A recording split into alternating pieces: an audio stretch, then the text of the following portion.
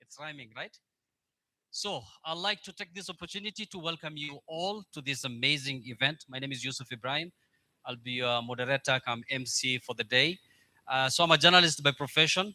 I've worked with different media houses in Kenya, but now we have an exciting plan coming up for Pastoralists because we are on the verge of launching what is going to be the first ever TV station dedicated for matters pastoralist. Isn't that exciting? So the name of this TV is PNTV Africa. PN standing for Pastoralist Network. So we'll be covering stories, our identity, our culture, conversations in different languages, all the Ma languages, Borana, Somali, and the rest. And I hope to interact with you later in the day so that we see how we can share ideas and make PNTV Africa a success. Good morning. Once again, distinguished pastoralist elders, cabinet secretaries. I understand we're going to have the cabinet secretary for defense, Honorable Saipan Tuya, who's going to join us shortly. Senior government officials, we are lucky to have among our midst the PS of the State Department of ASAL, Honorable Kello Harsama. We also share a county. Also like to recognize individuals from different countries. Today, people from different nationalities. In roll call, have anyone? Evening. Must be from Gambia. Congratulations for winning the African Cup of Nations. The other one? Nigeria. You came in number 3, I think. Oh, good stuff. Anybody from West Africa? I see a brother here. That must be a Tuareg. I hope it's not a wrong name. Huh? Niger. Karibu sana. We say Karibu in Kenya. Let me guess. We don't have pastoralists in Benin. Ghana. We have pastoralists in Ghana. I didn't know that. We're done with West Africa. 2 more here. Uh-huh.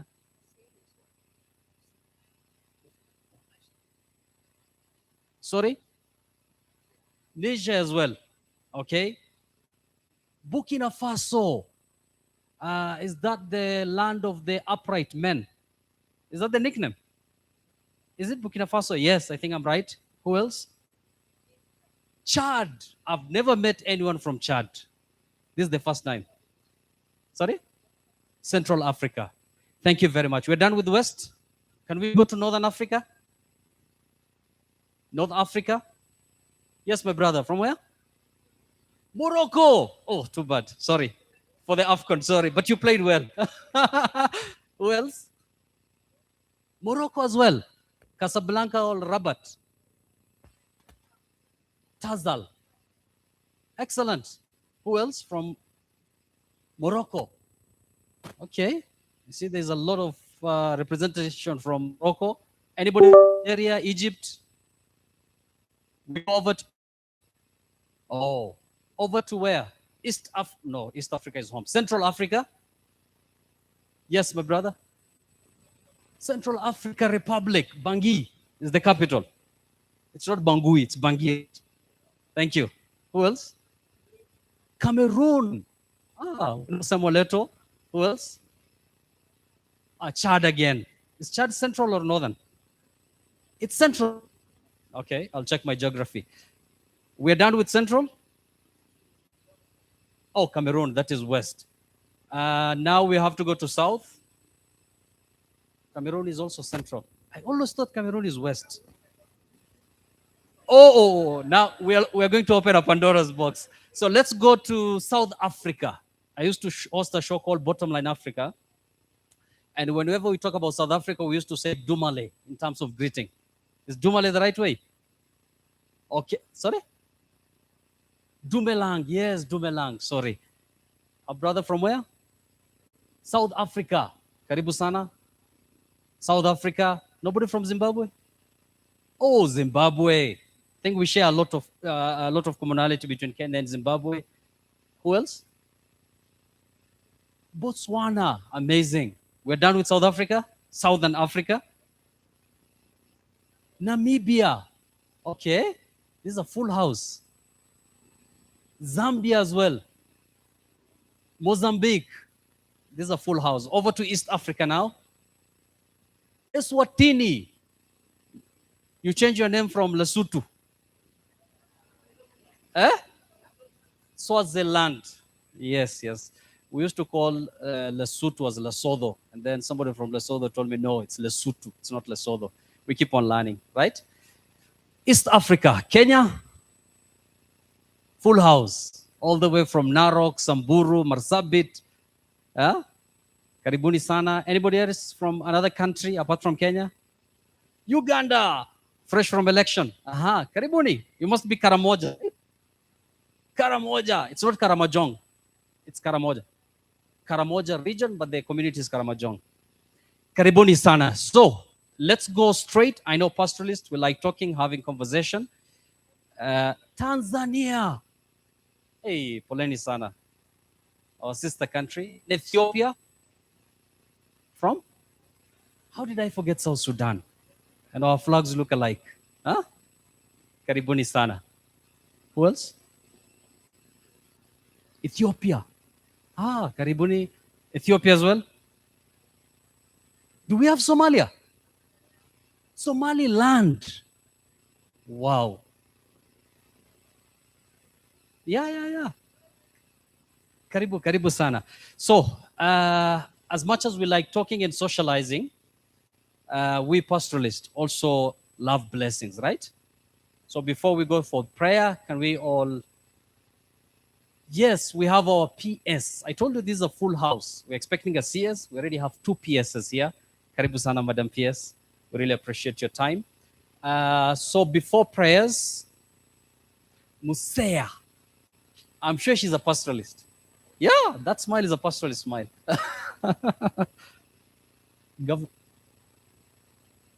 Oh, yes. Oh, yes, the SG from Chad. I'm going to appreciate, I'm going to give special consideration to the 2 organizations that made this possible. But that will happen after we do the necessary things as far as government is concerned. We have government in the house, right? So let's please arise for the national anthem of Kenya, followed by the East African anthem, and then we'll also remain standing for some special prayer from our elders. Production team, once you are ready, let's do this. Mungu nguvu yetu, iweze baraka kwetu, haki iwe ngao na mlinzi, na tukae na udugu, amani na uhuru, raha tupate na kustawi.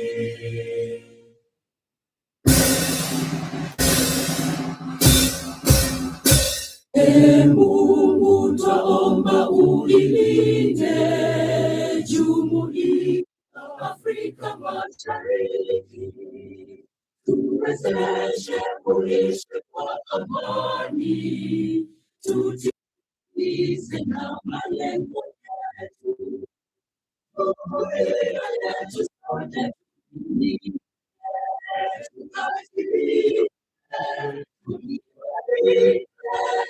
umoja wetu ni nguzo yetu.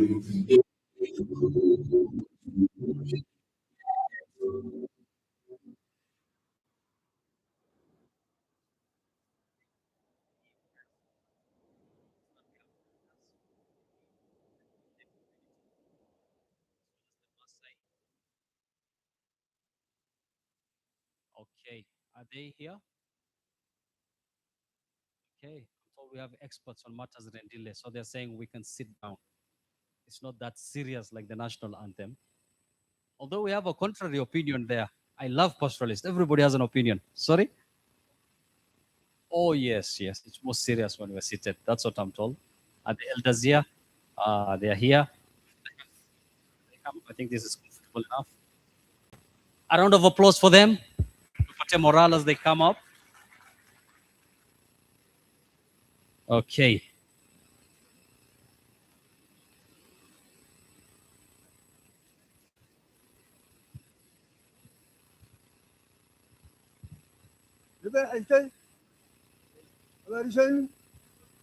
من الرندلة يعني برسبي يونجيا أنت جو آمين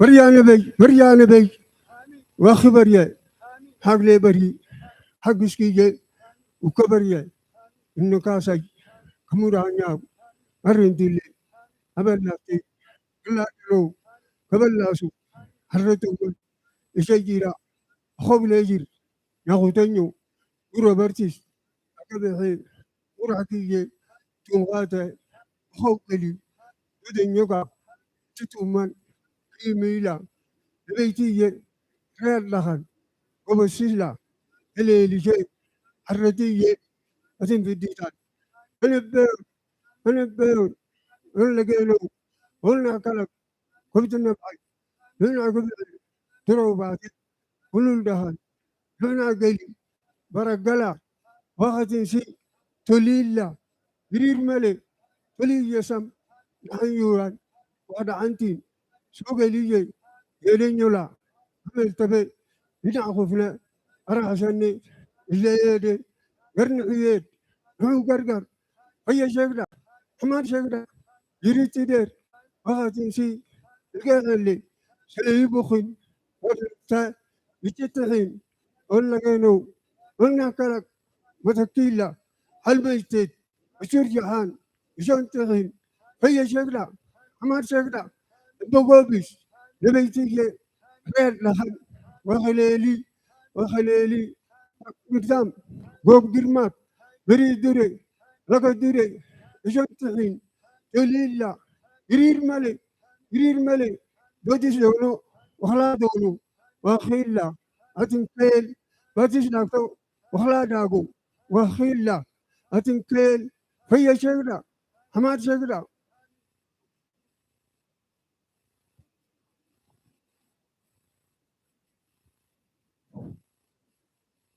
أي نعرين دلي حل دايات لكن يدين عنا الله كلكو تول درجة أو إيسانا شريك لا وستي ملك مريجو حامين حامين إيش له أتنتو ما هلا صودا إلما هلا صودا إلما وخبين إخبين كمرانيا نال صودا إلم سع صودا إلم لا صودا إلم الصودا إلم نبي بليس نبي ديجي وكل يوم هو صودا إلم هرديجي يجوا يا خان إلى أرله هلا نكا يا خا توريجي يجندي نكا يا خانه كمرانيا هرديجي أبديدو جيجلا مسافو شمبريلا ملولاتي سكام بدا أبجي بيجي بدوسيجو كانغا بيجي أريبالا هريغودي هردانيو يبادي غرندلي أبلاستي بقولوكا كميجيكا هوليجين هرديجي أبديدو تامغالا كمغاتي تيكتالا هودا ملي توبا ملي كوبيجي هاوريستي نغبريو هغباحا كمرانيا هرديجي نيروبي هانيمي كامرانيا هكرغاري توديجي دولو دخان كيبيجي كامرانيا هركيبي توديجي دخاناني لغا كجيرتولا بوريلا كجيرتولا دولو دخان كيبيلا نبيديجي ولايمي كامرانيا نبيديجي ولايمي هردي ترو كامرانيا نبيلا كارينيتيجي يجو كزودان كواني وخلا أو كذي عرب أو كذي يدور دورو نبدونا نهيه هكذا كاره كمرانيا تودي سداغو كمرانيا أبي سداغو يدورنا لا يكاسلا سلا عكجو كمرانيا هكذا هكذا كار كتنيه كمرانيا هرتومن هكذا مية nebella kamranya hisigende kamdabi kamranya nebegiye kuleimi khawlela nyamadijo nebeila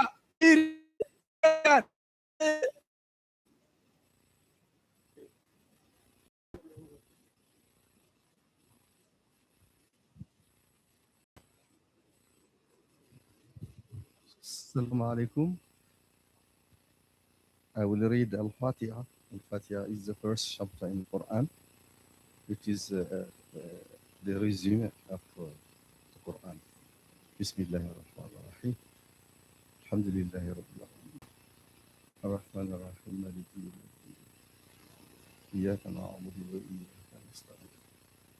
Ihdina as-siratal mustaqim. Siratal ladzina an'amta 'alaihim. Ghayril maghdubi 'alaihim waladdallin. Amin. Amin.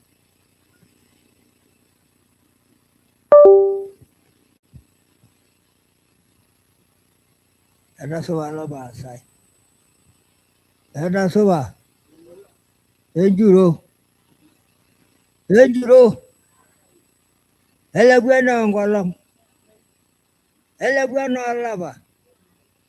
Enjuro. Ndoro bilo. Enjuro. Masai lang. Tol bot. Taginya misima. Abaigir moidanik. Baigir sambur. Enjuro. Ele bueno ngolong. Bega na banda yang kai. Bega de tuntai.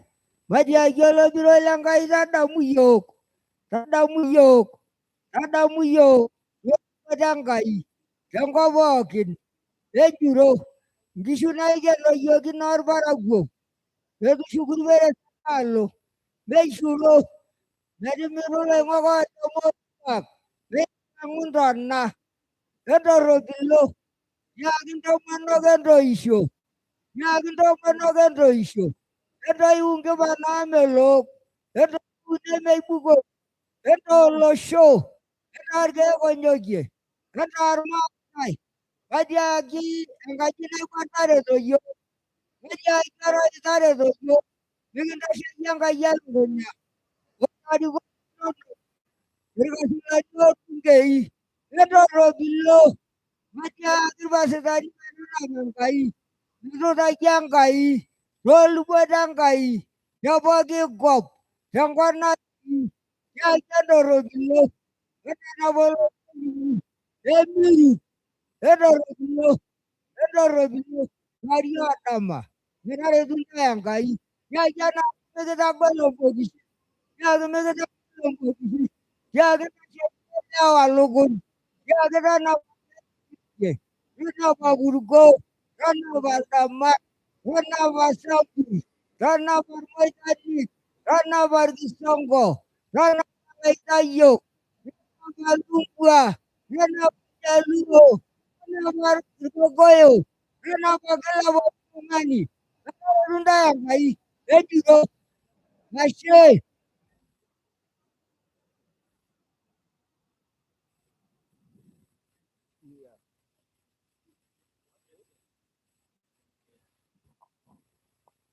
Praying is always one. Once they have prayed, I think we have all prayed. But unless if you want specifics now, so I can try. Okay. Now, when I say whatever I mention, you only keep on saying yeah, yeah, yeah. That is in our Karmojong prayer. So I will only continue counting. Then you say yeah, yeah. Ngitung iya, ngatu iya, ngitung iya, ngede iya, ngapedure iya, ngide ne iya, akru iya, akmo iya, ekrile iya, aku jakira peira, aku jakira peira. Thank you.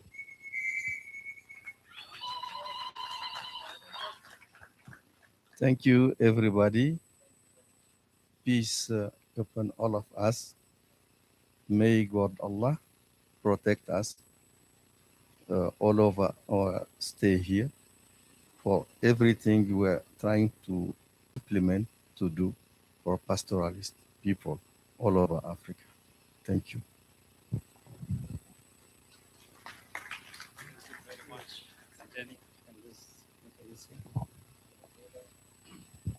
Yes, a round of applause officially for our elders. Now understand why I was told we need to sit down. Clearly, it was a long, powerful prayer. So, ladies and gentlemen, we need to go on with the program as designed. And I'd like to also recognize Dr. Albert Baroum. I hope I got that right. He's the UN Special Rapporteur on the Rights of Indigenous People.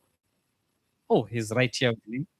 And then I'd also like to recognize two very important organizations, towards they're the core organizers. That is the Association for Indigenous Women and Peoples of Chad. Is that right? Together with the Indigenous Movement for Peace Advancement and Conflict Transformation, Impact. A round of applause for those two entities. So before we welcome on stage our first speaker, told there's some special announcement. Number one, we have a translation booth. Here we have more than 11 different nationalities. I'm sure language might be a problem. So we have headsets on your chair. I'm sure you've seen them. So for example, if I'm speaking English, then you can get French translation easily. So channel 1 is English. Channel 1, you can just press, it has channels. Channel 1 is English. Channel 2 is French. Channel 2 is French. And channel 3 is Kiswahili. Channel 3 is Kiswahili. Kama usikie Kiingereza na French hapa, na unataka kusikia what's going on in Kiswahili, then use channel 3. Another special announcement, once we are done during tea breaks and everything, please don't leave with the headset. Sometimes we might lose them in the field. So let's leave them on the chair. I'm sure the translation both team are happy with that announcement. So ladies and gentlemen, I'm sure by now, most of us know why we are here. Maybe there are those who are watching us online who don't know why we are here. And that is exactly why I'm inviting Elizabeth Silakan from Impact. Elizabeth is just going to give us welcoming remarks very briefly and just put this event into context for us, why we are here, why we see delegates from 11 plus countries come here. Karibu sana Elizabeth, tumpigie makofi. See, she's fully dressed for this event. Karibu Elizabeth. All protocols observed. Good morning, brothers and sisters. My name is Elizabeth Silakan, and I represent Impact. And I take this early opportunity to welcome you all. For our brothers and sisters traveling from different regions across the continent, we say Karibuni sana to Nairobi. Nairobi is the capital city of Kenya, and it derives its name from the Maasai word, Enkare Nairobi. And history tells us that many years ago, while the Maasais were looking for pasture and water, they settled in this region. So feel at home in the right soil of your brothers, the Maasais, and we are very happy to have you today. So bringing us together today is two organizations, as mentioned earlier on by our MC, AFPAT and Impact. These organizations are led by renowned indigenous leaders in the continent, and they've pulled resources and partnerships to enable this event to take place today. And so for the next 3 days, we'll be speaking, it's bringing together pastoralist leaders and civil society organizations that support the work around pastoralism. And the main agenda, as it will be discussed during the next 3 days, will be to really strengthen our voices as indigenous pastoralist communities in Africa ahead of the International Year of Rangelands and Pastoralism. The two organizations have continuously taken lead in supporting organization of indigenous people in Africa, and Impact in particular. For those who do not know what we do, we are a grassroots organization based in northern Kenya and working with pastoralist communities to secure tanner rights, to advance pro-pastoralist policies, but also strengthening self-organizing within the communities. Earlier on, we've organized similar gathering, bringing together indigenous leaders, communities, so that we can shape a voice together. So last year, we organized a similar meeting, bringing indigenous leaders again together to usher in our special rapporteur for indigenous people in Nairobi again. So we continue building this, creating these spaces so that we can all come together and shape a voice that we all can take forward in the global processes. For the next 3 days, we'll really have vibrant conversations around pastoralism and how we are preparing ourselves ahead of the year. For small logistical notes, we have the kits as shared by the MC.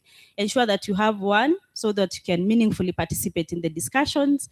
And we'll have a field day tomorrow that we'll share in details later on.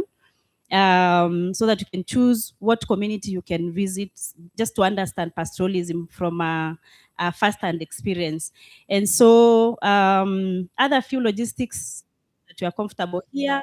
Good to note that we are hosted by a government institution. This is a government institution, so the security is really, really tight. So feel comfortable, confident, we are in a safe place.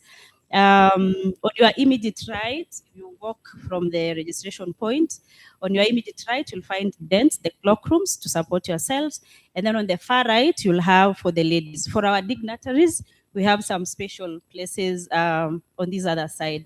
So once again, thank you so much for honoring our invitation, considering that we're already behind schedule. We welcome you once again and thank you for taking part in this conversation. Asanteni sana. Thank you very much. Thank you very much, Elizabeth. Now, before we cross to the speaker, I know we are almost heading to tea break. And this is an indigenous pastoralist meeting. I'm sure we'll need some bit of entertainment, right? We need to have some energy. So I have some breaking news for you. You know, we're the journalists, we love breaking news.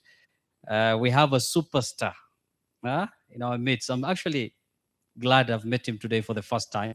He's none other than Lemarti. Are you familiar with Lemarti? How many of you know Lemarti? His song is almost like, it's only the national anthem that sounds way better than his. It's almost like a national anthem. Let's put our hands together for Lemarti.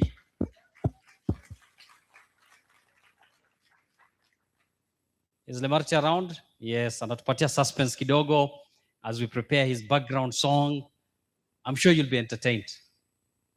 He's a big deal for our brothers from Nigeria.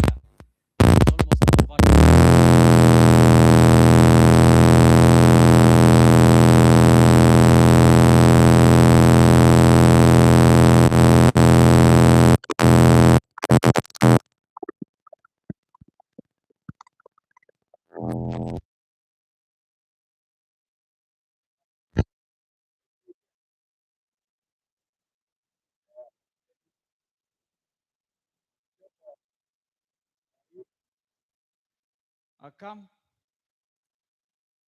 Nibea ite. Mi naitwa Lemarti, kawaida kuongea lakini najua kuimba. So nimefurahi sana kukua part of this pastoralist gathering. I'm one of them. Labda before music ianze, wacha niwaambie ama niseme na Kiingereza. Music yangu ina support culture. My music is in my language. I sing about the beauty of our land, our culture, our animals, and our history. So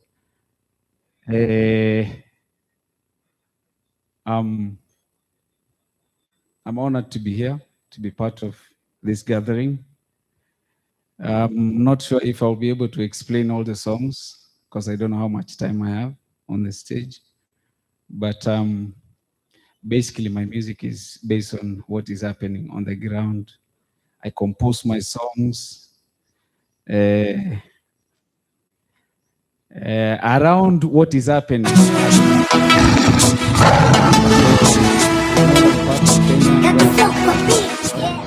Yeah.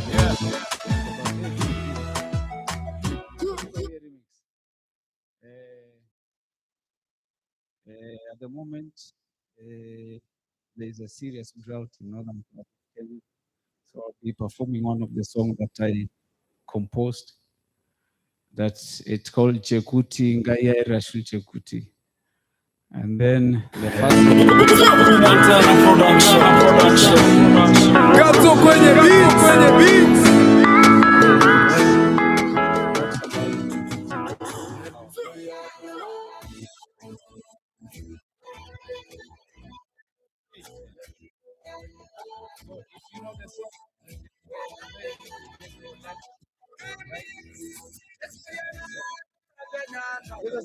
Ngoja. Piga kutoka juu. Select. Weka sauti mpaka mwisho. Come on, guys. Let's stand up and move. Right.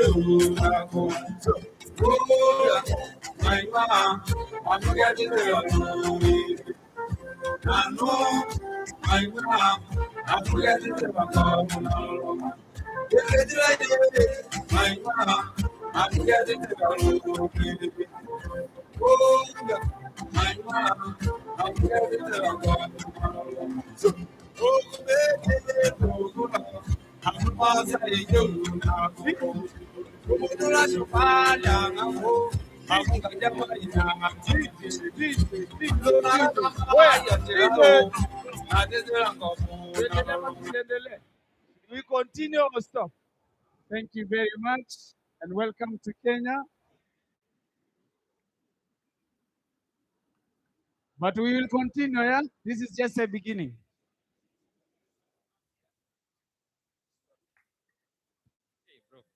Good stuff, man. Good stuff. Thank you very much, Lemarti. Another round of applause for our superstar. Yes, I told my brothers from Nigeria, he's our version of Davido. I'm sure now you believe us, or even more.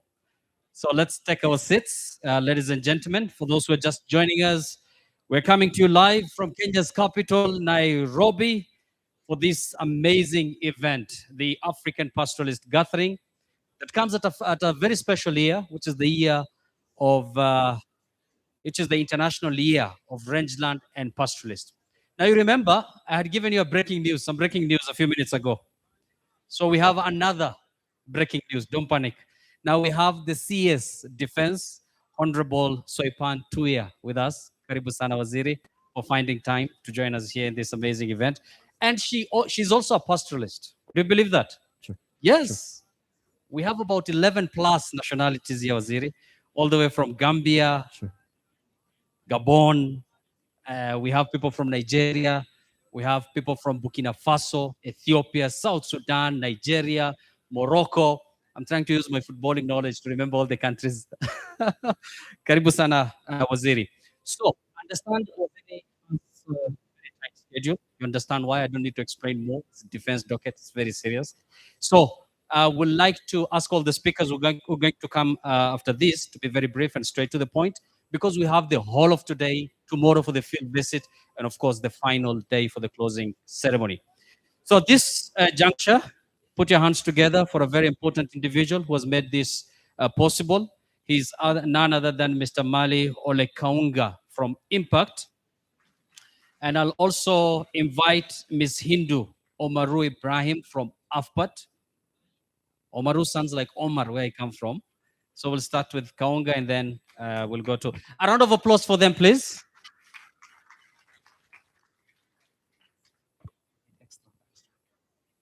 Sound check, sound check.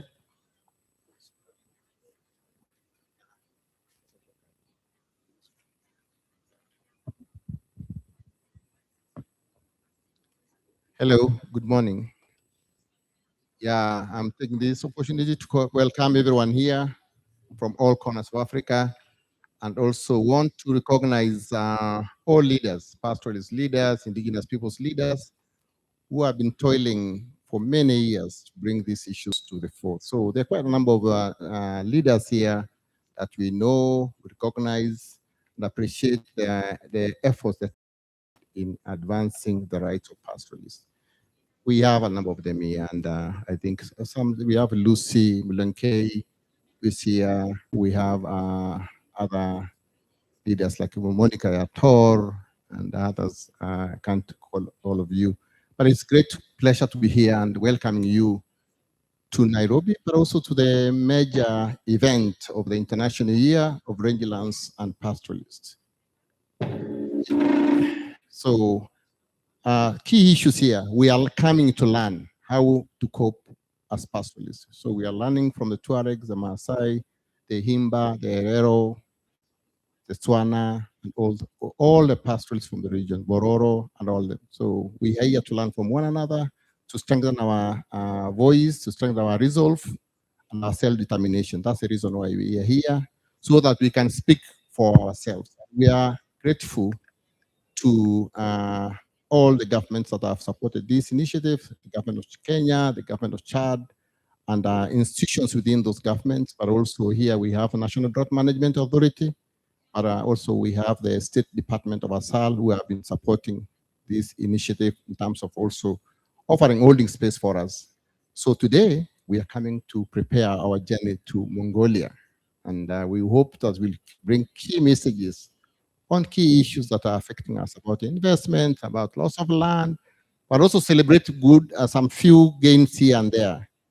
We know Central African Republic, Congo Brazzaville could be the only African country that has ratified ILO 169. We know there are some strong considerations by a number of other countries like the DRC, but also we appreciate that Kenya is also ahead by having a policy that supports its investment into pastoralists and other indigenous peoples. So I won't take much more time, but I appreciate and call up my sister, Indu, whom we have been planning this event for the last 2 years. We're happy that this has materialized, and we're happy that we made your way and we made your effort. But also, we also would like to appreciate, it has been a long journey, even getting the media to report pastoralism and indigenous issues positively. It's happening, and I'm happy that Yusuf is pioneering in terms of having the Pastoralist Network Africa, that's a TV that will be dedicated to pastoral issues and concerns. So it's very important. But also we recognize researchers.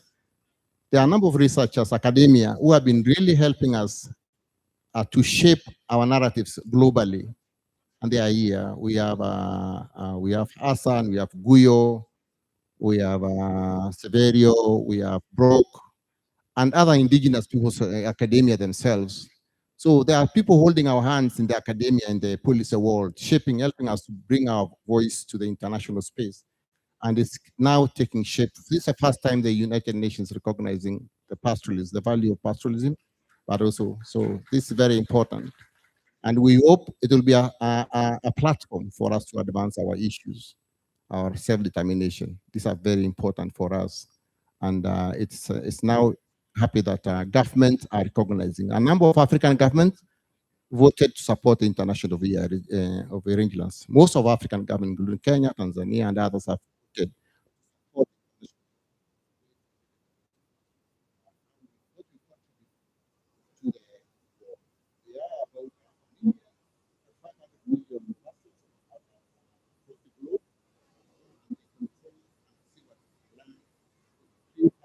World, and they help voluntarily through their practices to sequester, remove carbon equivalent to 550 gigatons of carbon without any support from anywhere, by just their practices. This is very important, and this is what we want to be recognized. Thank you so much, and welcome, my dear sister.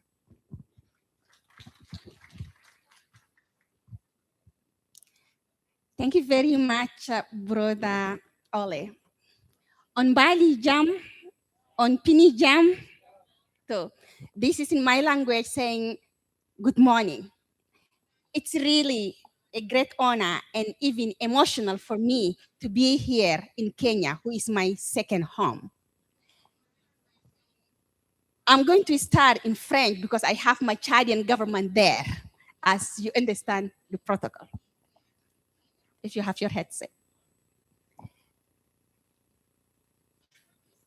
Merci beaucoup. Et c'est un grand plaisir et c'est un grand honneur d'être avec vous tous ce matin ici. Et comme l'a dit mon frère Ole, nous avons pris beaucoup de temps pour organiser cette conférence depuis 3 ans. Nous sommes en train de se préparer pour avoir la voix de tous les pastoralistes ensemble. Mais avant de passer aux voix des pastoralistes, je voudrais d'abord saluer la présence de ma sœur ici, qui était la ministre de l'Environnement quand on s'était rencontrés. Et maintenant, elle est la ministre des Terres. Merci beaucoup de votre honneur.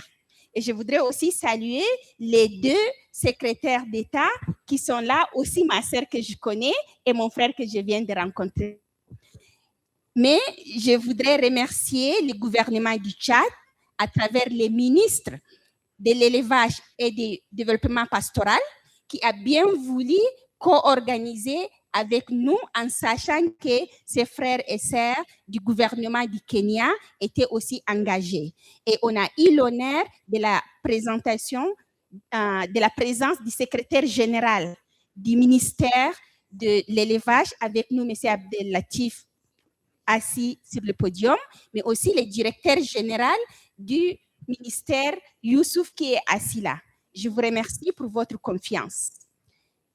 Mon cher frère, Albert Baroumi, le rapporteur spécial des droits des peuples autochtones, qui a toujours été avec nous. Ici, Olé et moi, nous sommes très honorés de t'avoir, malgré ton agenda chargé. Tu voyages à travers le monde pour tous les autochtones, mais tu as mis les pastoralistes autochtones dans ton agenda aujourd'hui. Revenons ici, mes frères et sœurs, les pastoralistes de toutes les régions. On sait que vous êtes très occupés derrière vos baies ou vos chameaux, mais vous avez choisi d'être dans la ville de Nairobi pour discuter l'importance et les futurs de nos communautés. Je tiens à vous remercier, bien sûr. Votre présence témoigne l'engagement commun en faveur du dialogue et de la coopération dans l'avenir du pastoralisme en Afrique.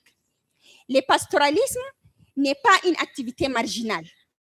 Le pastoralisme est au cœur du tissu social, culturel, économique, qui est le pilier même de la survie de plusieurs millions de gens. Selon la FAO, on a 268 millions de personnes, dont un quart de la population africaine vit du pastoralisme. Nous représentons, comme mon frère Ole l'a dit, plus de 43% de la couverture de la terre africaine. Donc, ça veut dire que nous sommes un pilier incontournable pour l'environnement, le climat, la biodiversité, la lutte contre la désertification, la sécurité alimentaire. Nous contribuons beaucoup plus pour nos communautés et pour nos terres. Shifting to English, because of my sister here, I have to do it. We are half of the continent. And even if the name of our football team, as the MC said, the lions, the elephants, we have our eagles, but our life is surrounded by cows, camels, and sheep. This is our bigger win we can have as African. This life and livelihood is represent a major life for our communities. Imagine 80% of the milk in Ethiopia is covered by a pastoralist. 90% of the meat in East Africa is covered by pastoralists. Go in Chad, where I come from, as a nomadic pastoralist. We are #1 country who have a cattle that we are sharing among all the West Africa in feed. That's where we need a transformation.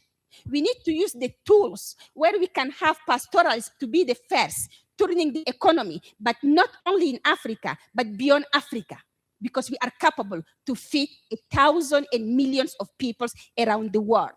And this is the aim that we have every single day discussing with my brother, saying we need to have the gathering in Africa.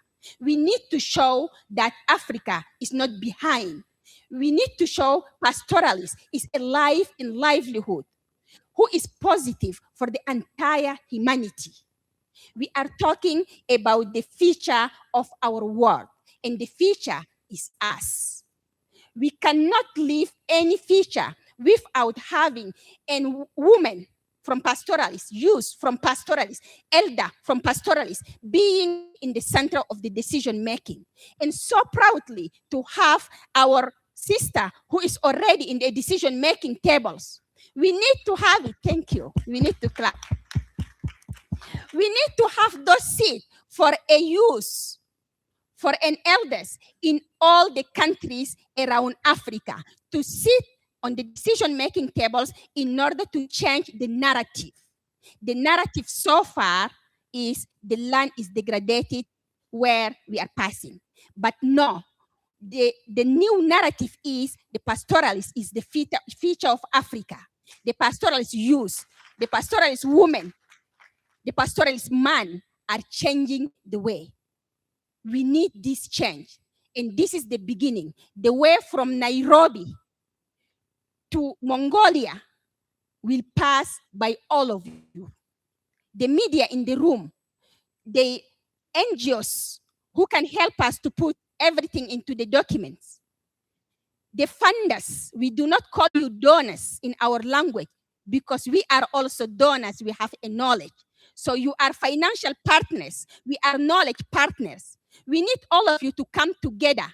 Our expert, from mothers to doctors, from fathers to son.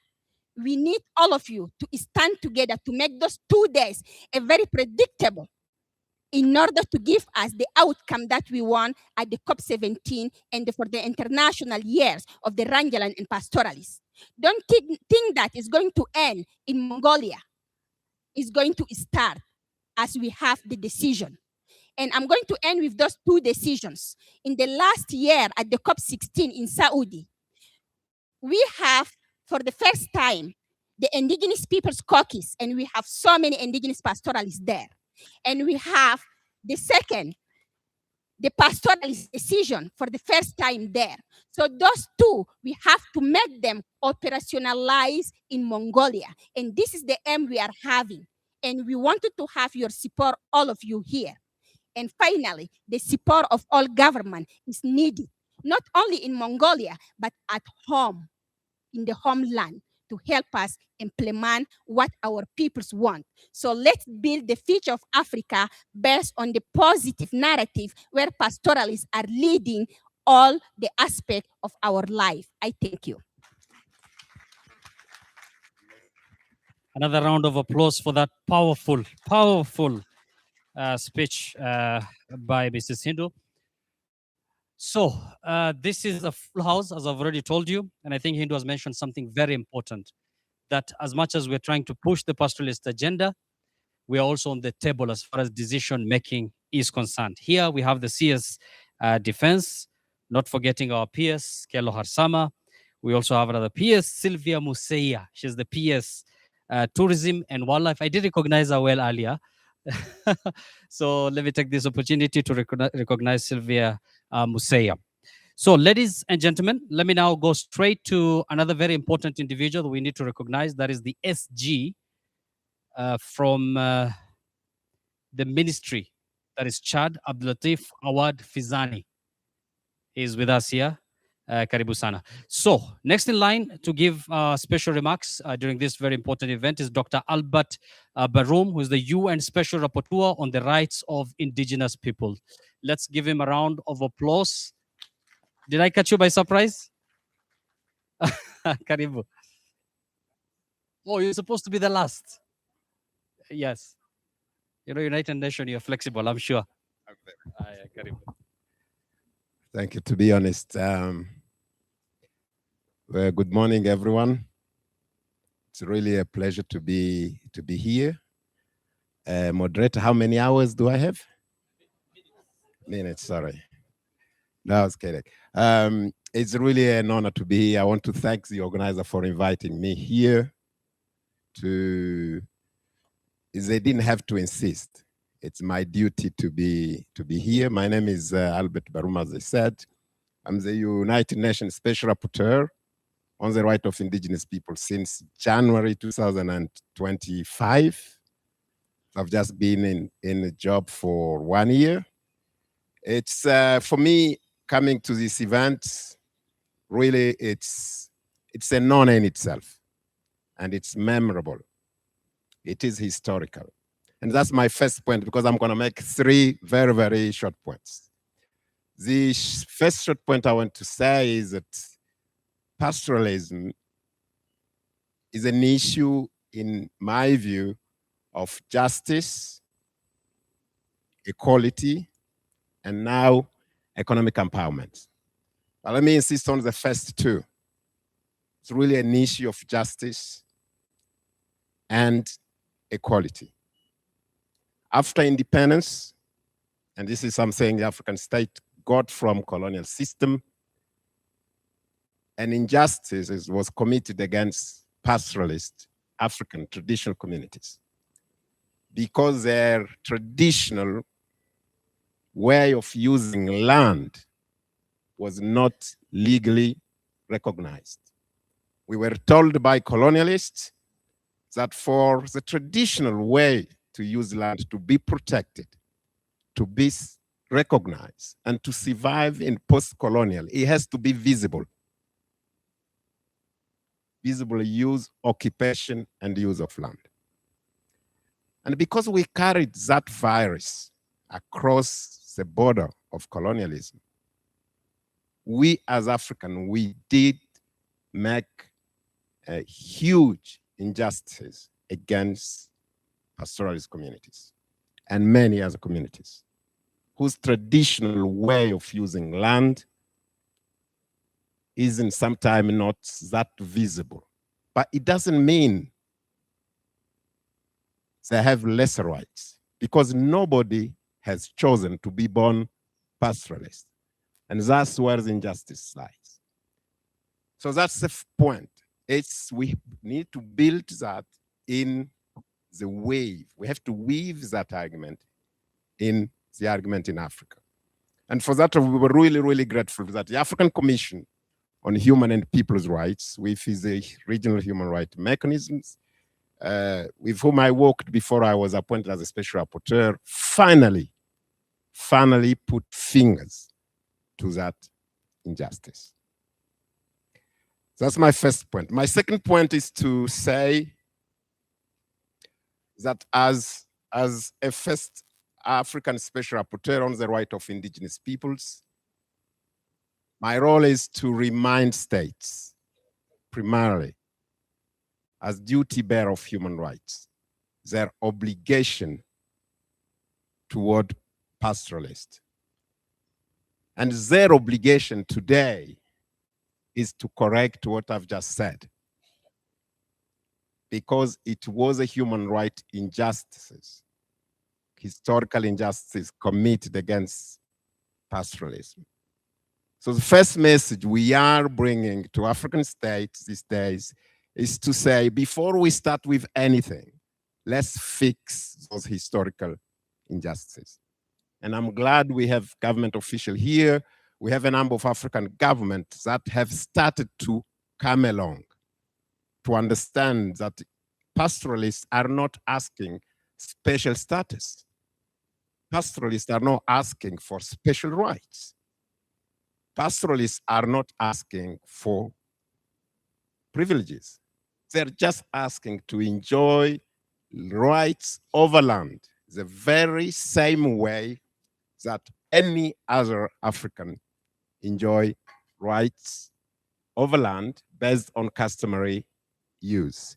So I really invite, and we're living in a very, very, very hard time internationally. And this is my last point. I've just came Nairobi yesterday night. I was flying from Los Angeles, and where I was almost saying the same things. How do human rights survive in the current global context? It's very important to also know, and I did say in that meeting, that indigenous people's land rights, and particularly pastoralist land rights, are under particular threat once again. And the current global context actually compounds those. And those threats, there are 5 major threats to indigenous people's land. The first is the transition minerals. All those lithium, cobalt, for which batteries have to be made. The second is transition energies. And I prefer to distinguish both because the effect is different. So they're building dams, farm winds, and so on and so forth. And I'm not saying these things are bad. Absolutely no. The third is the 2030 agenda. The world has committed itself to increase by 30% protected areas. And I'm not saying, again, this is the wrong objective. Absolutely no. but it has to be human right compliance. Indigenous people, pastoralists, are not going to once again pay the price for that objective to be achieved. The fourth is a carbon market. The fourth is a carbon market for the reasons that I think pastoralists are best to know. And the fifth that I've been underlining, which came across recently so vividly, is that indigenous people's land in many regions, and trust me, my work takes me almost everywhere, indigenous people's lands are in most cases at the center of huge international geopolitics, as Greenland illustrates. Many indigenous people live on borders. People don't realize many indigenous people live across countries. So they stretch over different states. And because of that, indigenous people are often the front line of drug trafficking, extremism, including Islamist groups, migrant trafficking, and some other narco traffics. So they are actually the first who face those people. And now the geopolitical interest. These 5 factors really compound. And let me finish by saying, I'm not saying this to scare you. I'm saying this because I take the opportunity to have government official here just to say that pastoralists are talking about rights, no special treatments. Second, pastoralists has a huge contribution to make to economies, as my sister have proved. And fourth, pastoralists can actually help to enhance national and international security. There is a potential in traditional knowledge. There is no way you can cross the Sahara from Mali to the shore of the Mediterranean unless you use indigenous people, local traditional knowledge. I thank you.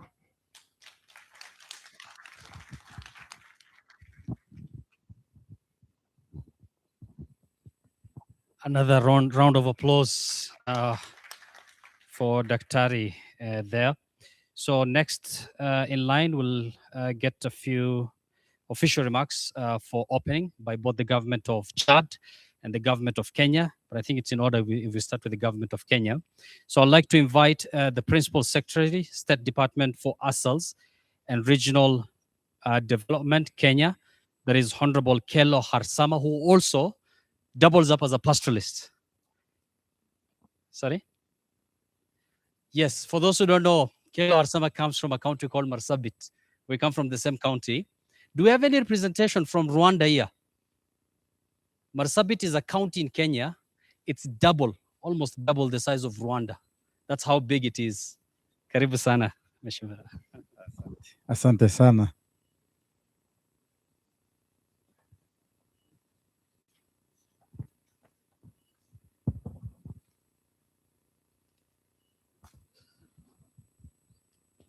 Our Cabinet Secretary for Defense, Honorable Soipan Tuya, the Principal Secretary for Tourism and Wildlife, with Mseya, government officials from different parts of Africa who are here, Mr.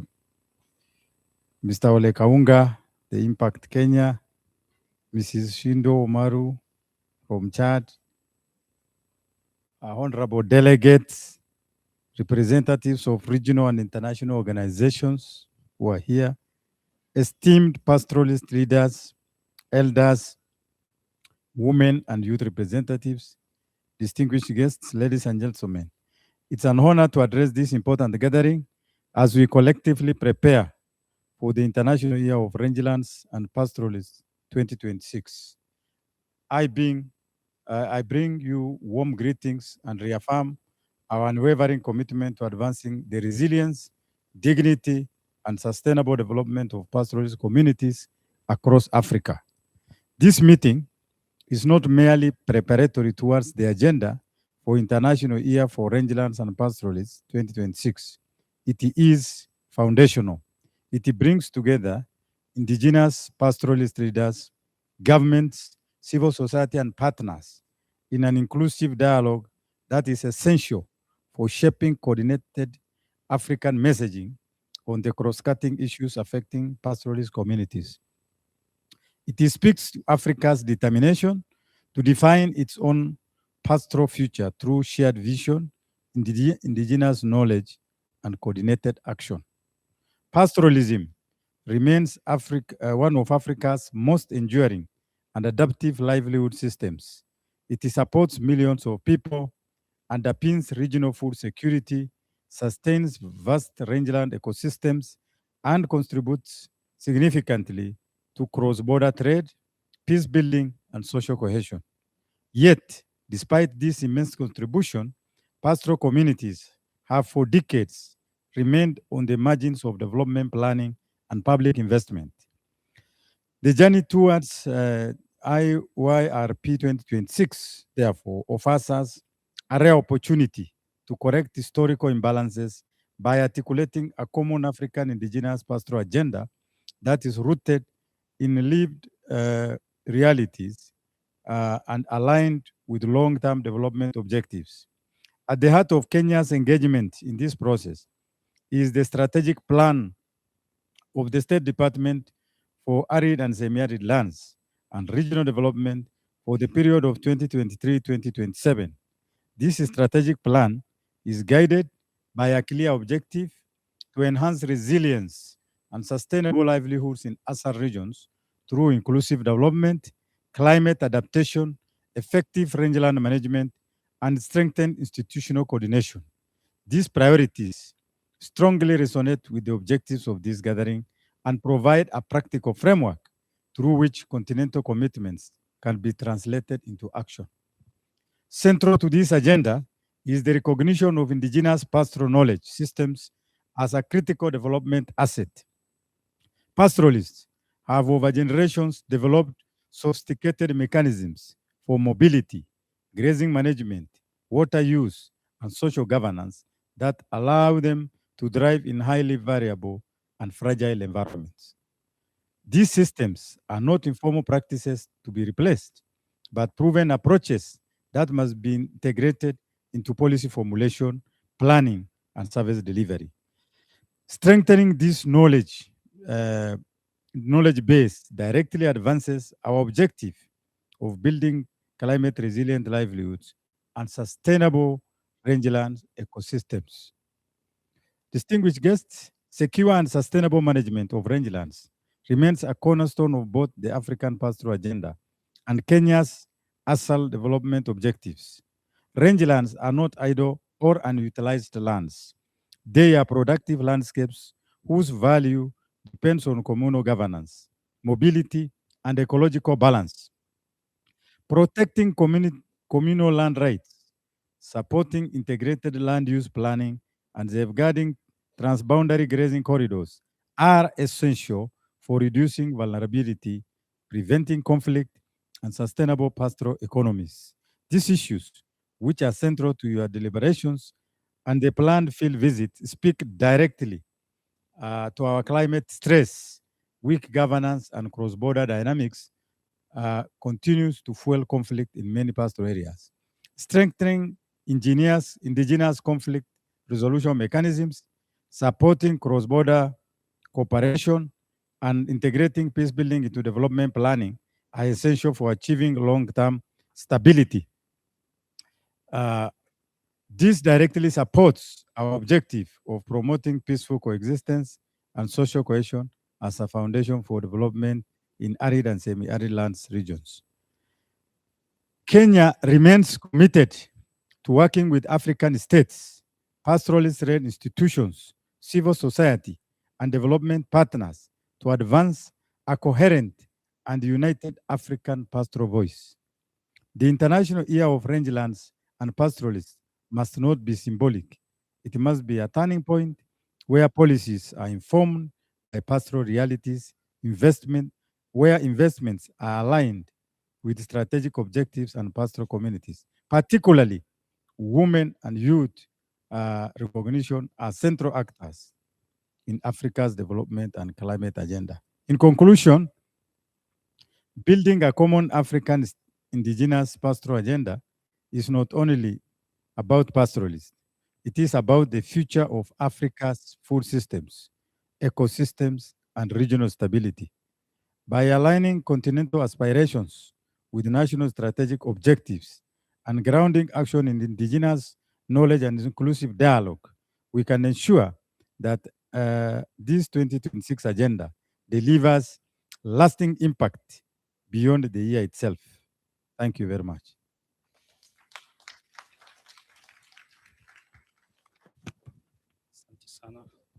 Another round of applause for PS Kelo Harsama.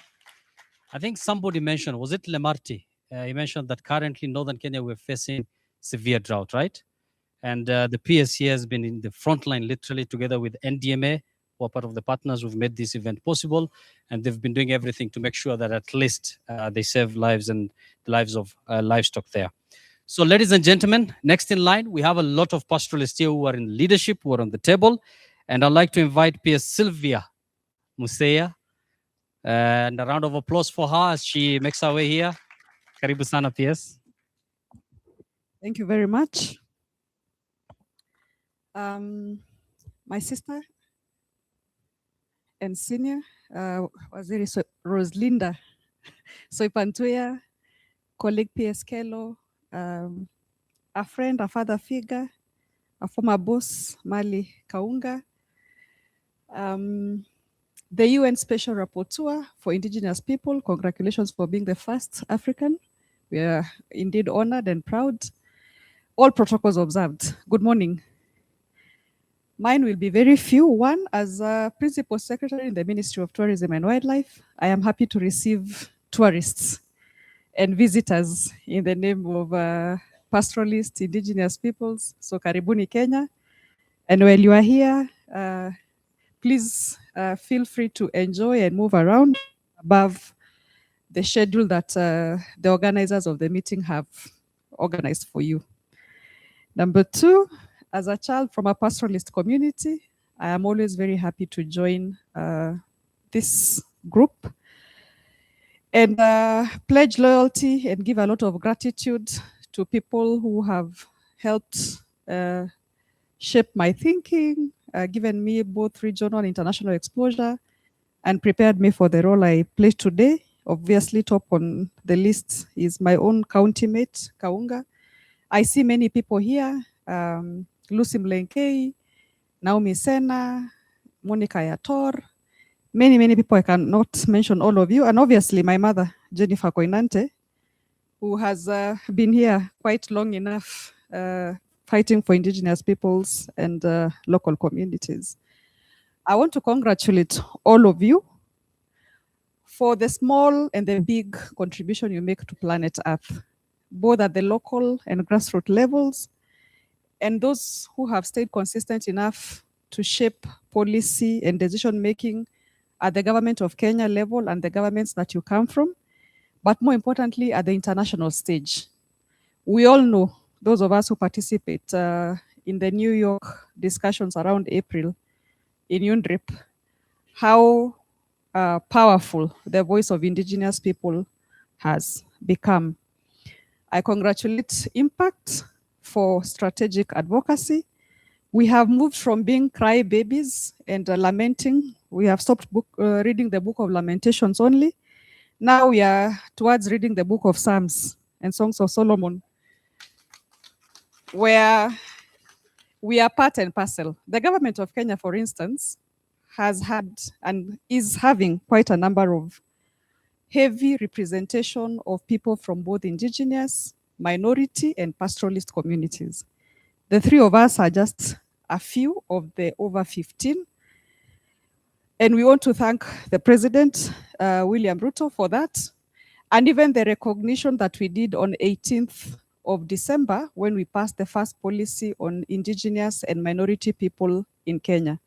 And we are now moving very quickly to developing the bill. I want to remind all of us the place of traditional knowledge, or what you say indigenous. And I think everything revolves. I think people say life is a circle. Now these days, I see my daughters wearing those jeans that are almost sweeping the floor. That the ones I see in videos of songs of Akinabini, he used to be called Bini, Billy Ocean, and things like that. So things just move around and around. And we are at a time when there's a new appreciation for nature and for indigenous people. There was a time we almost felt that we were backward and civilized. People would wonder, what are people in Marsabit? How do they live now? That coexistence between nature and people, the traditional knowledge that you hold in medicine, in cosmetics, in whatever that you have, in building, in coexisting with wildlife, has become very important. As Principal Secretary for Wildlife, I want to, from the bottom of my heart, thank you for allowing me to have a job and a salary, because this wildlife exists in your regions. If it wasn't for the Maasais and the Rendiles and the Mijikenda, when you look at where the hotspot of wildlife is in Kenya, it is among pastoralists. And that tells me that we are a serious player in terms of rangeland management, because wildlife coexists with livestock. And we are trying to make sure that the policies we shape at the Ministry of Tourism and Wildlife align very closely with the policies at the Ministry of Livestock, because livestock routes are also wildlife corridors. And because those two coexist very well, and your ability to coexist with wildlife is generating 452 billion Kenya shillings in terms of tourism revenues, in which 70% is driven by wildlife. Then we have other things such as culture, where you still play a role, and a little of beach tourism around the coast area of Kenya. I want to call on all of us to think both from the general to the specifics, but also think from the specifics to the general. So we are called to think small and also think big. In our small ways as members of our communities, let us do what we can to ensure that our livelihoods, our knowledge, our culture stays intact.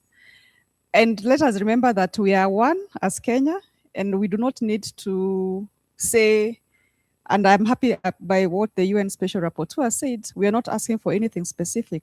We are just asking for our rights in the spaces that you occupy. More importantly, we need to join together at the continental level.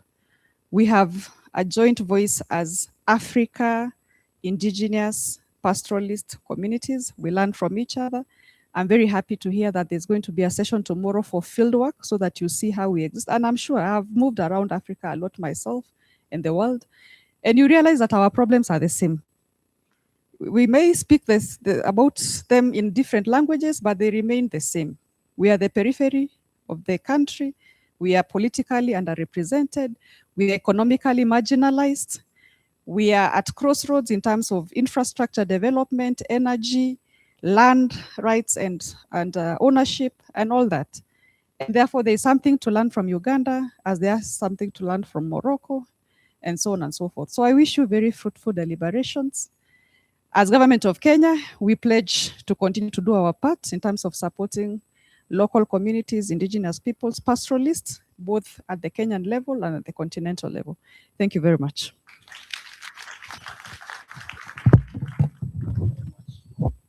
Asante sana, PS Sylvia. Another round of applause for our PS there. Now, I think we've heard a lot from our representation as far as the Kenyan government is concerned. And this is a clear indication that the Kenyan government is taking matters pastoralist and by extension indigenous communities very seriously, right? So allow me to now bring in the Chad SG of Ministry, Abdulatif Awad Fizani. A round of applause for Abdulatif as he comes here to share some valuable point of view and probably lessons from Chad. Welcome. Oh, he'll do it in French. Remember the drill? You have the gadgets there. I think French was channel 2, if I'm not wrong. Okay. Karibu. Bonjour à tout le monde.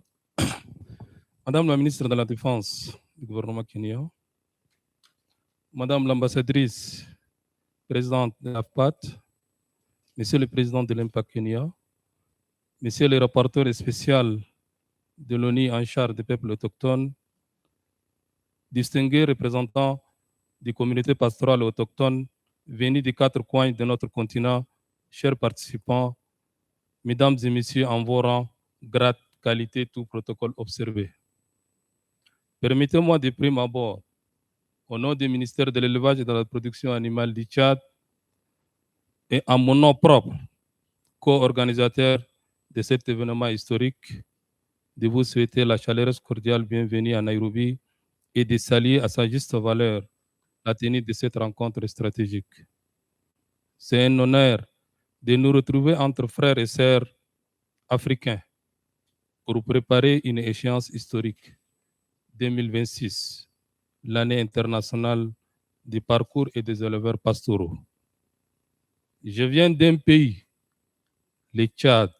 J'ai écouté le modérateur ne pas connaître mon pays, mais je crois qu'il va le découvrir durant les 3 jours où nous serons ensemble. J'ai dit, je viens d'un pays qui est le Tchad, où le pastoralisme n'est pas une simple activité économique marginale. C'est l'âme même de notre économie et la colonne vertébrale de notre société. Dans mon pays, le pastoralisme est un axe central des politiques publiques et représente un levier majeur pour notre PIB, pour la sécurité alimentaire de nos villes et nos campagnes, et pour la stabilité socio-économique des millions de nos compatriotes. Je tiens à rappeler que le Tchad dispose d'un potentiel immense qui repose notamment sur 3 piliers: la mobilité de nos troupeaux, la diversité exceptionnelle de nos parcours qui s'étendent du Sahel tchadien jusqu'à la zone sudanienne, et surtout les savoir-faire ancestraux de nos pasteurs. J'aimerais partager avec vous une conviction forte que nous portons chez nous. Pour nous, les parcours pastoraux ne sont pas de simples espaces vides où l'herbe pousse. Ce sont de véritables infrastructures naturelles, au même titre qu'une route, qu'un barrage. Ces parcours sont indispensables à la productivité du cheptel. Ce système mobile permet une adaptation unique au choc climatique et assure l'approvisionnement régulier de nos marchés, non seulement au Tchad, mais dans la région et même au-delà. Cependant, nous devrons être lucides. Malgré son importance, ce secteur fait face à des vents contraires. Le ministère a identifié des défis majeurs qui menacent ce mode de production et de vie, notamment la réduction et la dégradation inquiétante de nos terres, l'occupation anarchique des couloirs de transhumance et espaces de séjour des pasteurs avec son corollaire de conflits agropastoraux. Et bien sûr, l'impact de plus en plus constant des changements climatiques. Ces défis ne sont pas théoriques. Ils affectent directement la productivité animale et menacent notre cohésion sociale. Nous avons inscrit nos actions autour des priorités claires que je souhaite partager avec vous comme base de travail pour notre programme commun. Nous travaillons à sanctuariser les parcours et les couloirs de transhumance.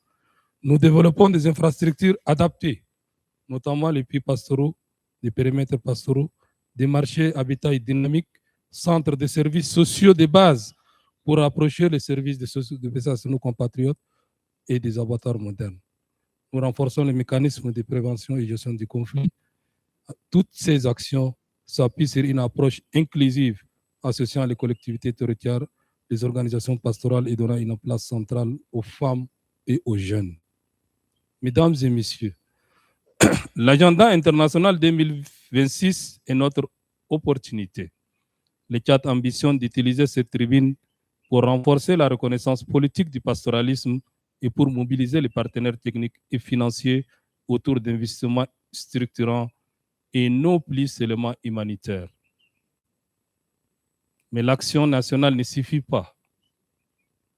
C'est tout le sens de notre présence ici, à Nairobi, dans la perspective que cette initiative que nous lançons à Nairobi vise 4 objectifs stratégiques, notamment celui de documenter sans relâche notre contribution vitale, l'impératif de donner de plus de poids à la voix des premiers concernés, vous, les éleveurs, dans l'élaboration et la mise en œuvre des activités de l'année internationale. Rien ne doit se faire sans vous.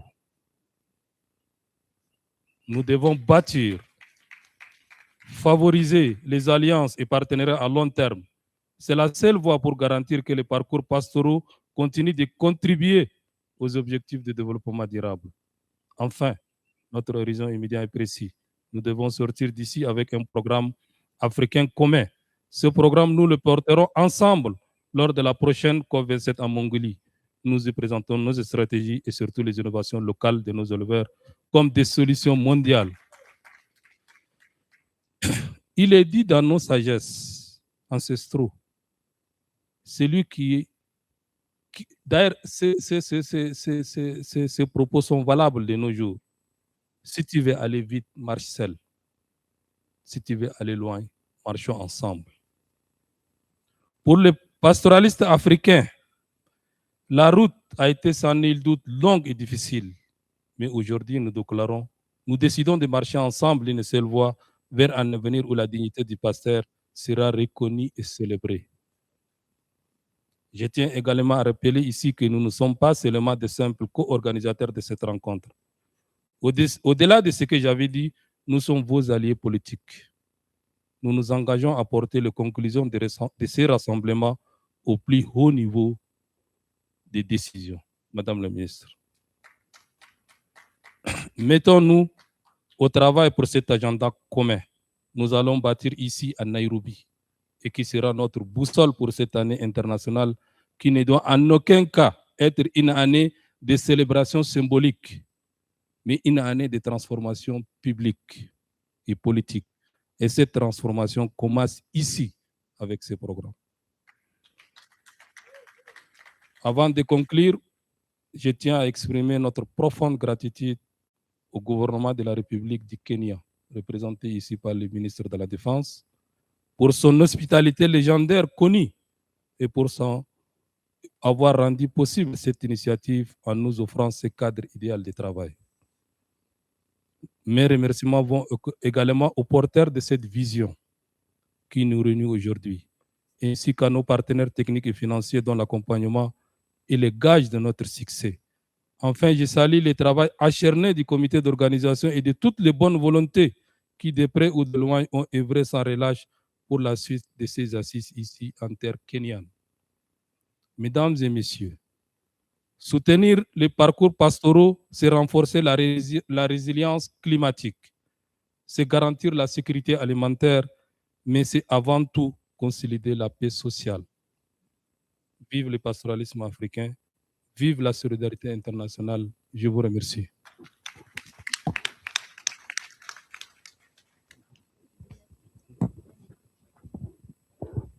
Je t'invite à découvrir le chat comme tu ne connais pas suffisamment le chat. The only word I know is merci beaucoup. Thank you very much, SG. Another round of applause for him. Now, we are at the tail end of the first half of today's event. And before we invite our chief guest this morning, just an announcement for the journalists who are here. We'll have a QR code that we're going to project on the screen. So if you need the program, maybe the names of the different PSs, the CS and the rest, we'll have it on the QR code, including the program for the next 2 days. So feel free to scan them. And yes, there you go. That is the QR code. I'm sure all of you have smartphones. You'll just scan it and get the program. So over to the moment that we all have been waiting for. To my brothers from West Africa, Central, the North, and Southern, I'm sure maybe you don't understand what a CS means, right? You understand what a CS means? Okay, picture your country. Do you have ministers? Of course, you have ministers. So in our midst this morning, we have the minister, and not just any other minister, with all due respect to other ministers. She's the Minister for Defense. Are you excited to be here? Are you excited that she's here? And she also doubles up as a pastoralist. A round of applause for our CS, Honorable Soipan Tuya. And please make your remarks. Karibu sana.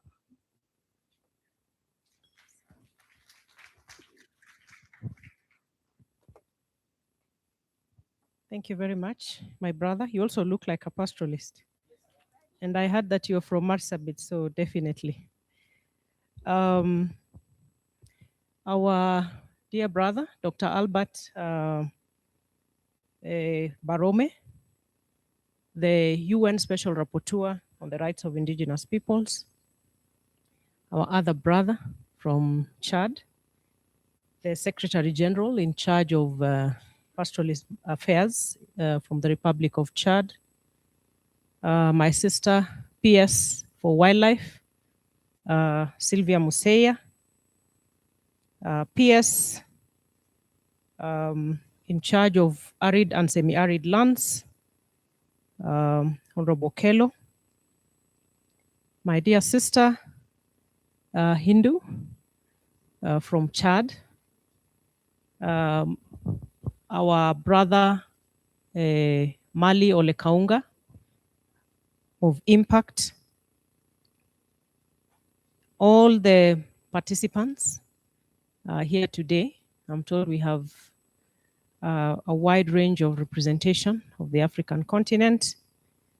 I know we have representation from all corners, West Africa, our own East Africa here, Central Africa, and all representation from every corner of our continent. Good morning.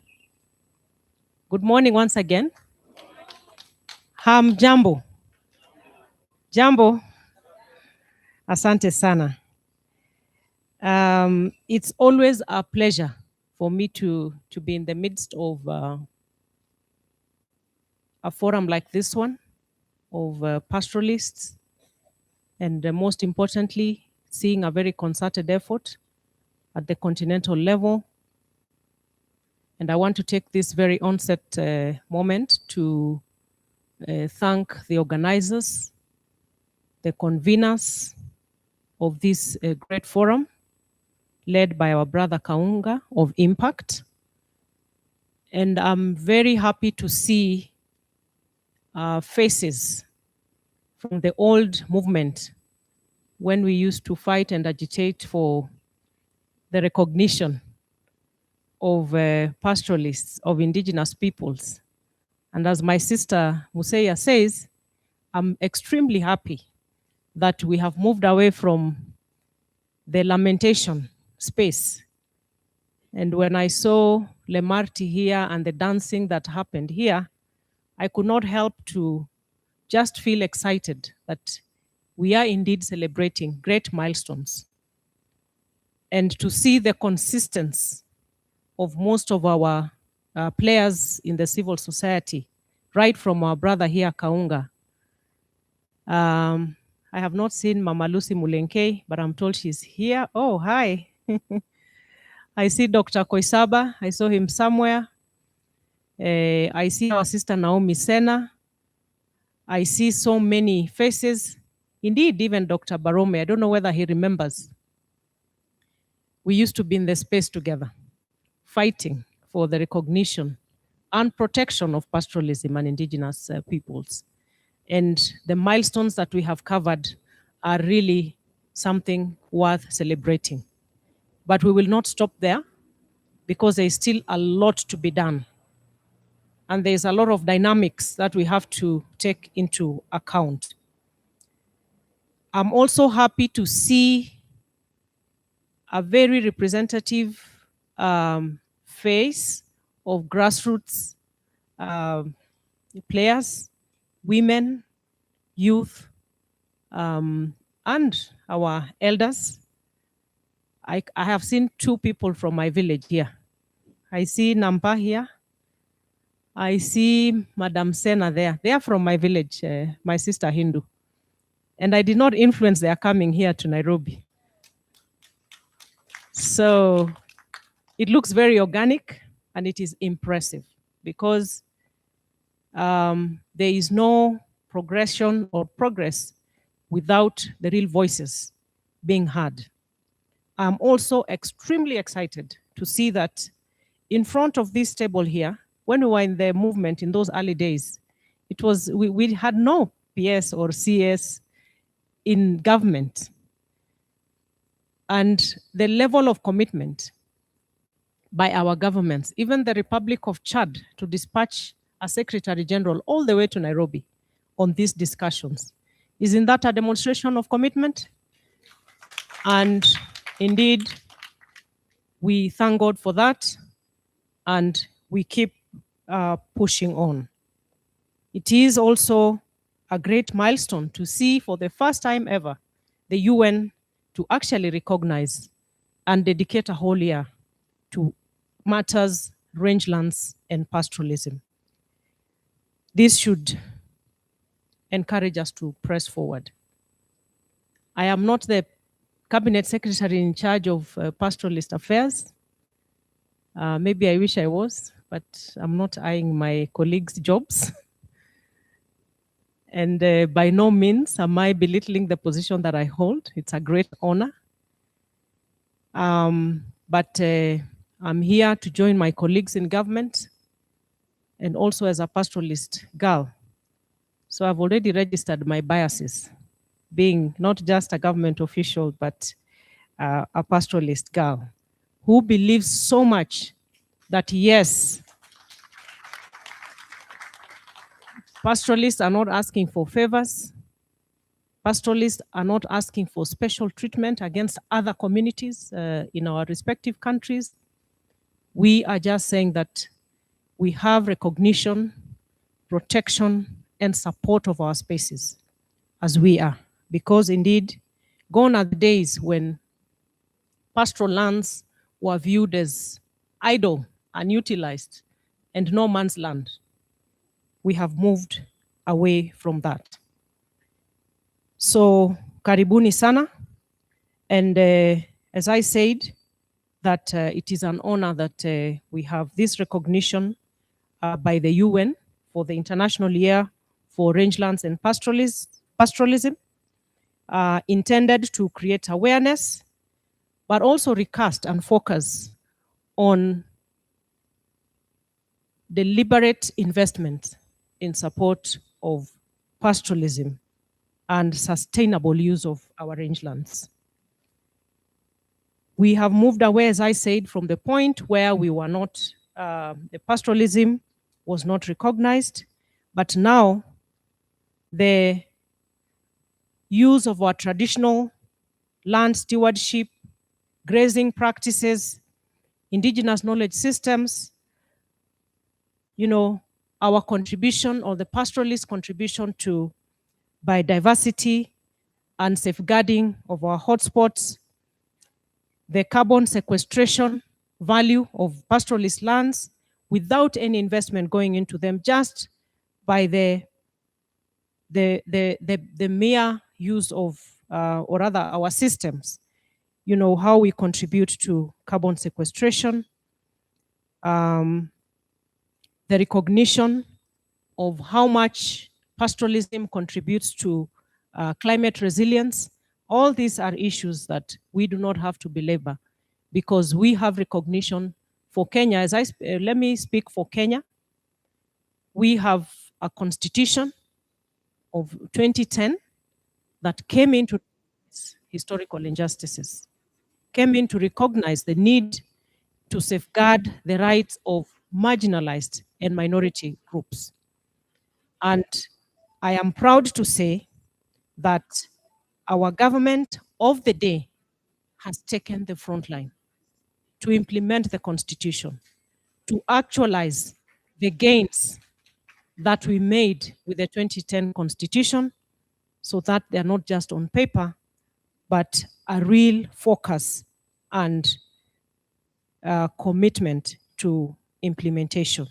So we can say that for Kenya, there is we are living a new dawn for pastoralism. We are living a new dawn for pastoralist communities. And I hope and pray that for our brothers from all these other countries in Africa, we are on the same path to full realization of the rights and protection of pastoralism, pastoralists, and indigenous people. After the constitution, the promulgation of the constitution, we currently have a fully fledged unit under the office of the president that is in charge of ethnic minorities, indigenous, and marginalized communities, right sitting at the office of the president. How much commitment can we see from a government? After the establishment of the unit, as was mentioned earlier, we have the national policy on ethnic minorities, indigenous, and marginalized communities of 2025 to 2035, and the roadmap to a fully fledged legislation on the same is on the way. And this was recently launched by His Excellency the President as a blueprint for transformative legal frameworks that guarantee the protection of the rights of pastoralists as enshrined in our Constitution.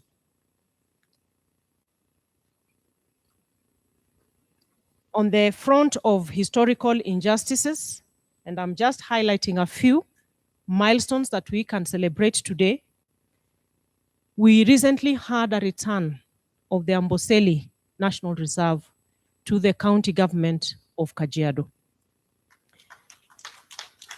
And this is a demonstration that justice is not only about the future of policies, it is about correcting the wrongs of the past.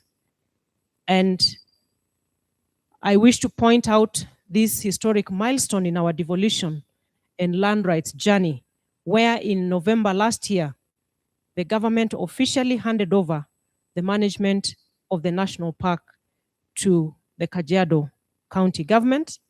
And this is in direct response to the long-standing petitions of the Maasai community. And by returning the stewardship of these ancestral lands to their original custodians, the government has indeed and is indeed affirming that those who live closest to wildlife are not enemies of conservation. They are indeed its first and most vital defenders.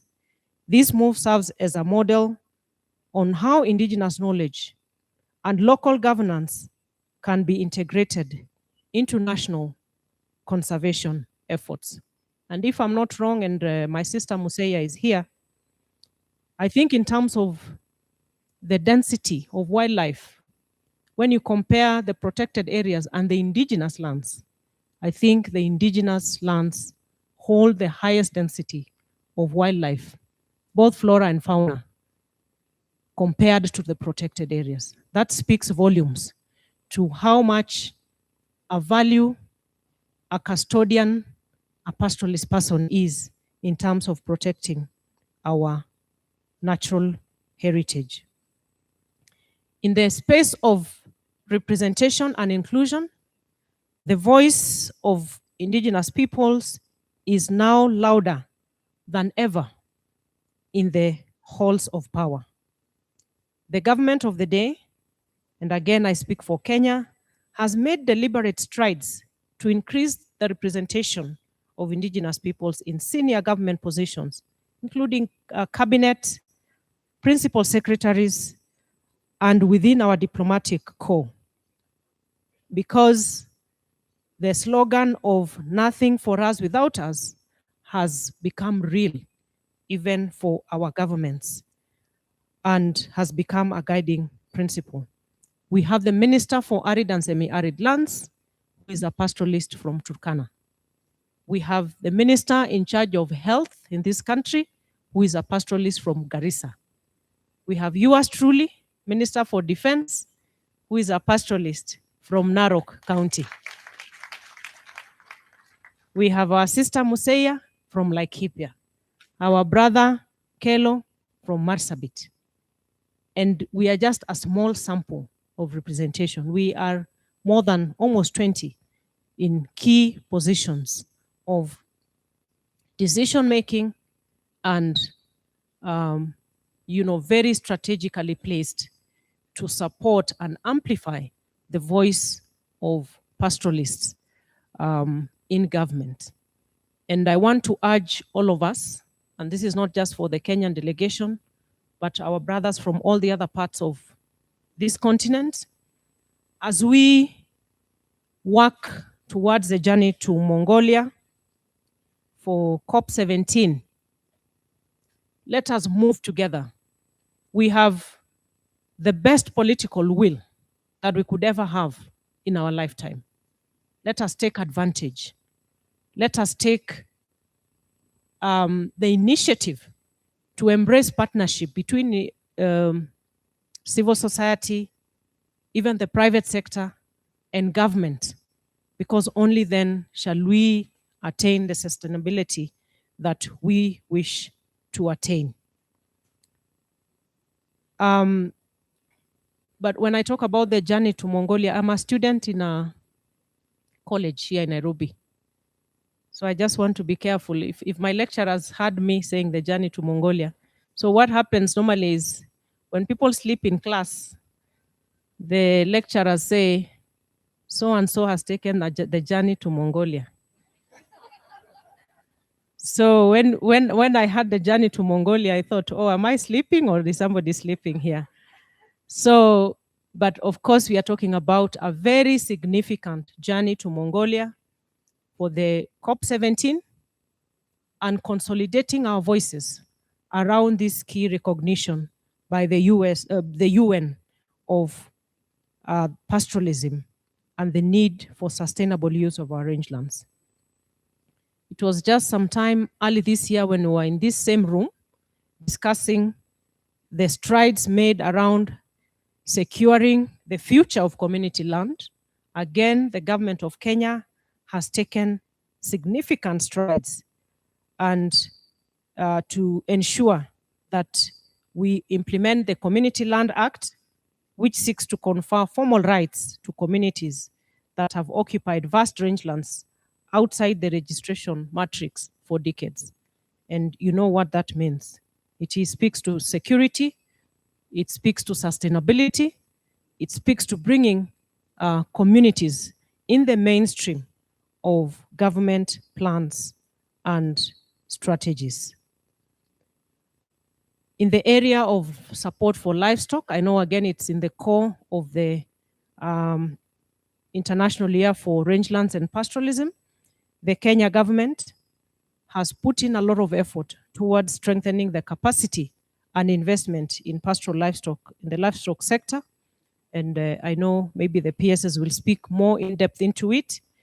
The efforts that have been put into ecosystem restoration go to directly benefit arid and semi-arid lands, because again, as has been observed, pastoralism or pastoralists occupy close to half of the landmass of the continent, and right in our country, it's close to 80% of the landmass. So ecosystem restoration cannot be achieved without the 80% of the arid and semi-arid lands. And the focus that the government has made on this only speaks to more sustainability, more support for our rangelands. There has been sustained efforts around improved livestock health and breeding, as well as equitable access to markets. All this to demonstrate that we have moved great strides towards where we want to achieve or where we want to reach. But as we all know, we are still faced with challenges. The climate change debacle still affects pastoralists in a disproportionate fashion. We have climate emergencies, unpredictability of our, the droughts, which has really come to challenge what we know as a norm. Our indigenous governance systems, were very pertinent and predictable around the cycles as we knew them, but it's now a totally different story. It has become cyclic droughts. Once the droughts are over, we get into flooding, and so on and so on, and the devastating effects of desertification.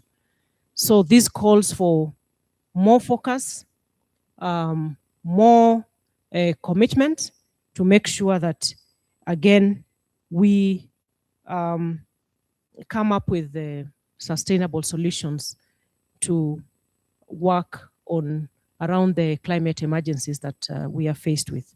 And as our brother Albert stated, the geopolitics of the day, we have to ask ourselves questions. How do we weave around ourselves around it? Because again, pastoralist lands, indigenous populations, indigenous lands become a big target, you know, on the issues of, as our brother mentioned, the issues around, let me just pick your notes. The issue of technology is one we cannot ignore. How do we weave ourselves around the technology, which is fast developing, moving very fast, and we have to survive the changes that are happening around us. The issue of transitional minerals, where are they found? Within indigenous people's lands, within pastoralist lands. I think for the players in the space, we need to ask ourselves these critical questions and devise strategies to make sure, again, that there is inclusivity in every stage of decision making. The 30 by 30 agenda, where does this place pastoralists and indigenous peoples? I don't want to take much more time. It's just to once again say karibuni to our visitors, and I am available to continue walking the journey, to continue holding hands, and congratulations to the consistent players and for continuing to mentor and hold hands. I can say that I'm a mentor of Mama Lucy Mulenke, who when we were in this space at a very tender age, we worked together, Dr. Koisaba and so many others. Let us onboard our young people. Let us hold hands. Don't walk alone. Help that small, struggling institution from the grassroots levels. Let's bring them up. So this is encouraging. I want to support and urge us on, and also to say that we are committed, for those of us in government, to support the policies, the strategies, and the initiatives that progress our agenda forward. Thank you very much. God bless you, and please take time to enjoy Kenya. Asanteni. Thank you very much. Okay, amazing. Another round of applause for our Waziri there. Are you ready for Mongolia? Are you ready for Mongolia? The real Mongolia. Are you ready for the real Mongolia? I think the journey to the real Mongolia has now officially begun. I think what we're missing is only the flagging off, literally. So thank you very much, Waziri, for comments. Thank you very much, Dr. Albert, Latif SG, PS Sylvia, Waziri yourself, PS Kelo Arsama, not forgetting Hindu, Ibrahim, and Mzee Ole Kaunga. Thank you very much. A round of applause for all of them. So we are now at the end of the first half of day one of this very important event. So I'm told we need to finish on a high. So that means we need a group photo, okay? So we're going to take it in two ways. Number one, I'll ask the CS flanked by the PSS and the rest of the team to just stand here.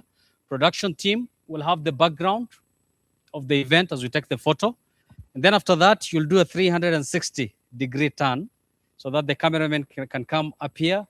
Then the background will be these wonderful people dressed in different regalias. Senor? Okay, let's make our way slowly. My colleagues from the Fourth Estate and the production team, be ready. Take vantage positions as much as you can.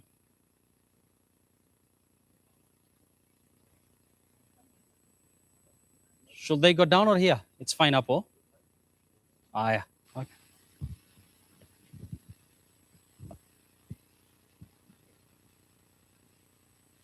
A little bit of smile can do no harm.